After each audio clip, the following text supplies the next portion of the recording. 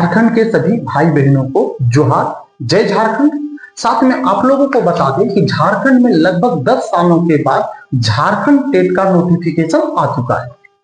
अब हम आप लोग को ये बता दें कि इसका जो फॉर्म भरी जानी है वो 21 अप्रैल से स्टार्ट होने वाली है और 21 मई तक इसका लास्ट डेट रखा गया है। हम लोग सभी को इस फॉर्म को समय रहते भर लेनी बहुत जरूरी है।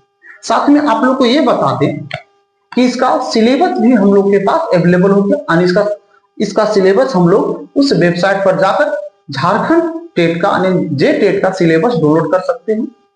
साथ में आप लोग को ये बता दें कि इस चैनल के माध्यम से आप लोग मैथ साइंस का फुल तैयारी सिलेबस के साथ कर सकते हैं। साथ में आप लोग पेडालॉजी यानी सीडीपी, हिंदी, इंग्लिश भी तैयारी करवाया जाएगा। अगर आप इस चैनल के माध्यम कि इसमें जितने भी कोर्स जो भी आप लोगों को पढ़ाया जाएगा फ्री ऑफ कॉस्ट पढ़ाया जाएगा। फ्री ऑफ कॉस्ट इसका वीडियो देख सकते हैं, किसी भी तरह का कोई भी पैसा भुगतान नहीं करना पड़ेगा। अब आप लोग को बता दें कि जो भी मेरे भाई और बहन हैं अगर जेटेट का जो तैयारी कर रहे हैं और अगर उनके पास सिलेबस अवेलेबल नहीं है तो आप लोग को बता दें कि इस वीडियो के नीचे लिंक पर जाकर आप लोग झारखंड टेट का फुल सिलेबस डाउनलोड कर सकते हैं। तो चलिए अब हम आप लोग को थोड़ा सा आगे बढ़ते हुए बताते हैं कि हम लोग पेपर 2 जो भी हम आप लोग को बताने जा रहे हैं मैथ और साइंस का जो क्लास होने वाले उसमें से आज हम आप लोग को मैथ बताने जा रहे हैं जिसमें से पेपर 2 का है। और मैथ में जो सिलेबस का जो पहला जो टॉपिक दिया हुआ सिलेबस के आधार पर वो दिया हुआ संख्या पद्धति। क्या दिया हुआ? संख्या पद्धति। अब संख्या पद्धति के बारे में अगर हम लोग देखेंगे तो संख्या पद्धति कहते किसे वो हम लोग समझना है। संख्या पद्धति मतलब हम लोग नंबर सिस्टम। तो नंबर सिस्टम का मतलब ये ऐसा समझ है, नंबर सिस्टम मतलब नंबर यानी संख्या के बारे में हम लोग को जानना है। ये बहुत छोटी छोटी चीजें हैं क्योंकि जैसे जैसे हम लोग पढ़ते जाएंगे कुछ चीजें डिफिकल्ट आने लगेंगे तो बहुत सारे मेरे भाई और बहन जो है तो हो सकते हैं नहीं पढ़े होंगे तो आप इस चैनल पूरा सिलेबस का तैयारी बहुत आसानी से करवा जाएगा और आपको बहुत अच्छा लगेगा, बहुत आसानी तरीके से आप समझ सकते हैं। हम लोग सबसे पहले ये समझते हैं कि संख्या यानी नंबर है क्या। तो आप लोग देखिएगा कि नंबर है क्या उसके बारे में हम लोग जानते हैं। तो सबसे पहले नंबर के बारे में अगर देखेंगे तो लिखा वो गणितीय वस्तुएं जिनका उपयोग गिनने, मापने और नामकरण करने के लिए किया जाता है उसे हम लोग क्या बोलते हैं? संख्या बोला जाता है। इस बात को ध्यान में रखिएगा कि झारखंड टेट का पेपर 2 का मैथ का जो पहला टॉपिक है या संख्या पद्धति नंबर सिस्टम ही दिया हुआ है। हम आप लोग को यह भी बता दें कि जितने भी जेटेट का तैयारी जो भी मेरे भाई बहन कर रहे हैं सभी के सभी लोग सिलेबस को आधार मानते हुए सिलेबस को देखते हुए अपना तैयारी कीजिएगा। इससे क्या होगा कि हम लोग को एक्स्ट्रा और इधर उधर की चीजें पढ़नी नहीं पड़ेगी। नहीं तो अगर हम सिलेबस के आधार पर अगर तैयारी नहीं करते हैं तो हम लोग को बहुत सारी चीजें पढ़ने पड़ेंगे और उसको पढ़ते पढ़ते हम लोग को कभी कभी क्या लगता है बोरिंग फील होने लगता है कि आखिर पढ़ना क्या है। इसलिए सिलेबस को अपने पास रख कर अपने पास देखते हुए उसका तैयारी कीजिएगा तो हम लोगों के लिए बहुत आसान हो जाएगा। ऐसे हम लिंक में सिलेबस दे चुके हैं, आप उसको डाउनलोड कर लीजिएगा और उस पूरे सिलेबस के आधार पर आप लोग अपना तैयारी कीजिएगा। और इस चैनल के माध्यम से अगर नए जुड़े हैं इस चैनल के लिंक को शेयर कीजिए जिससे दूसरे मेरे भाई लोग भी इसका फायदा उठा सके। ठीक है, चलिए हम लोग सबसे पहले आप लोग को बता रहे थे संख्या बात। तो संख्या यानी नंबर के बारे में हम लोग क्या दिया हुआ है कि वो गणितीय वस्तुएं जिनका उपयोग गिनने, मापने और नामकरण करने के लिए किया जाता है उसे हम लोग क्या बोलते हैं? संख्या बोलते हैं। जैसे क्या समझ सकते हैं? अंकों के समूह को संख्या कहते हैं। अब बात है कि अंक किसे कहते हैं तो आप लोग देखते होंगे अंक यानी डिजिट के बारे में भी हम आप लोगों को बोर्ड पर लिख देंगे।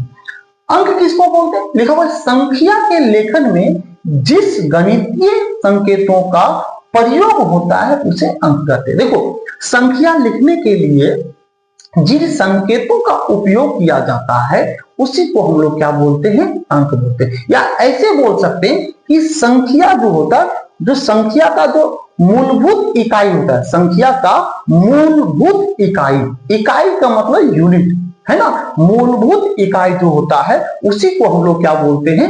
अंक बोलते हैं। इस बात को ध्यान में रखना मेरे भाई लोग, संख्या का मूलभूत इकाई को क्या बोलते हैं? हम लोग अंक बोलते हैं। अंक जो होता है वो क्या होता है? एकक होता है, यानी कहने को सिंगल सिंगल अगर नंबर लिखते हैं तो उसको हम लोग क्या बोलेंगे, अंक बोलेंगे, डिजिट बोलेंगे। लेकिन वही अंकों को एक साथ मिला दिया जाए तो क्या हो जाएगा, संख्या हो जाएगा। यानी अंकों के समूह को संख्या बोलते हैं, अंकों के समूह को संख्या बोलते हैं। और अंक किसको बोलते हैं, यानी संख्या के मूलभूत इकाई को, मूलभूत इकाई मतलब उसमें से कोई एक को ले लिया जाएगा तो क्या बन जाएगा, अंक बन जाएगा। जैसे हम लोग इसको कुछ एग्जाम्पल के माध्यम से समझते हैं। जैसे कहने को संख्या का एग्जाम्पल में हम लोग ऐसे ले सकते हैं, जैसे हम लोग क्या कर सकते हैं, सो देखिएगा हम लोग ले सकते हैं जैसे 6 7 ले सकते हैं, 2 4 2 ले सकते हैं, हम लोग कितना, हम लोग ले सकते हैं 6 0 0 2। अब देखिएगा ये सभी के सभी जो हम लिख रहे हैं ये सभी के सभी क्या है, संख्या है। तो लिखा हुआ है कि गिनने, मापने या नामकरण करने के लिए किया जाता है, इसका जो उपयोग किया जाता है इन सभी चीजों के लिए किया जाता है और इसी को हम लोग क्या बोलते हैं, संख्या बोलते हैं। अगर यहां तक आप लोगों को समझ में आ गया, चलिए कुछ और इसके समझने का कोशिश करें, इसी चीज को कुछ और तरीके से समझने का कोशिश करते हैं। देखिएगा संख्या जो होता है उसमें हमेशा अंक जो रहेगा 2 या 2 से ज्यादा रहेगा। कितना रहेगा, 2 या 2 से ज्यादा अगर अंक रहेगा तो उसको संख्या बोलेंगे, ठीक है। लेकिन अगर एक रहेगा तो उसको हम लोग क्या बोलेंगे, अंक बोलेंगे। जैसे इसमें क्या है, इसमें देख रहे होंगे आप लोग, इसमें जो अंक है यानी डिजिट जो है वो कितना डिजिट है, 2 डिजिट है। यानी 2 या 2 से ज्यादा डिजिट हो तो उसको हम लोग संख्या बोलते थे। क्या बोलते थे, संख्या बोलते हैं। लेकिन अगर सिर्फ 1 डिजिट हो यानी एक ही, जैसे हम लोग के पास लिखा हुआ हो, जैसे यहाँ देख रहे हैं, यहाँ देखते होंगे 0 1 2 3 4 5 6 7 8 9, ये कोमा कोमा दिया गया है, इसका मतलब 0 एक माने 0 सिंगल में है, इसी तरह 1 भी सिंगल है, 2 भी सिंगल है, 3 भी सिंगल है, 4 भी सिंगल है, 5 भी सिंगल है, 6 भी सिंगल है, 7 भी सिंगल, 8 भी सिंगल है, 9 भी क्या है, सिंगल है। जब सिंगल सिंगल में हो तो इसको हम लोग बोलते हैं अंक। लेकिन यही सिंगल सिंगल जो लिखा हुआ, अगर ये सभी एक साथ मिल जाएगा तो इसको क्या बोल देंगे हम लोग, इसको हम लोग बोल देंगे संख्या। जैसे इसी को आप समझ सकते हैं कि यही चीज अगर इस तरह से लिखा हुआ हो, किस तरह से लिखा हुआ हो, 0 1 2 3 4 5 6 7 8 9, तो ये जो होगा ये क्या हो जाएगा, ये मेरा बन जाएगा संख्या बन जाएगा। क्या बन जाएगा, संख्या बन जाएगा। क्यों, क्योंकि संख्या बोलता है क्या कि अंकों के समूह को, अंकों का अगर समूह बना दिया जाए, अंकों को अगर एक साथ रख दिया जाए, एक ही साथ सबको लगा दिया जाए, नंबर यानी लाइन बाय लाइन लगा दिया जाए और उसके बीच में कोई कोमा ना दिया हो तो वो क्या बन जाएगा, संख्या बन जाएगा। लेकिन अंक जो बोलते हैं वो किसको बोलते हैं, तो अंक जो बोलते हैं उसमें हमेशा जो होता है वो सिंगल सिंगल होगा, यानी एक एक करके होगा। जब सिंगल सिंगल होता है तो उसको अंक बोलते हैं, डिजिट बोलते हैं।